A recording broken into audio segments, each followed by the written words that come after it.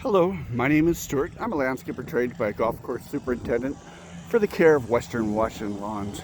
And today I am in Kirkland, Washington. It's a little bit different type of a video. So what I've done is I've thatched part of this yard and haven't thatched the other part of the yard. So you just see, I want to give a good example of how much can come out of a lawn. This is August 19th today. And the other day it was 95 degrees. I'm preparing this lawn here for fall overseeding, probably in October on this area of Kirkland. And but I just want to show you how much comes out of a lawn.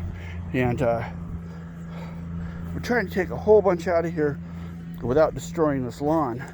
And I have got a few spots that have soil showing here. I don't know if you can see that, how well you can see that on this video here. I'm using my Samsung phone here today. And but this is actually a pretty nice looking lawn here. He cuts it low, and you know, it's a nice high maintenance lawn. This is the front of his house here, and I'm doing this front lawn here. And I'm gonna rake this all up and put it into his clean green container for him.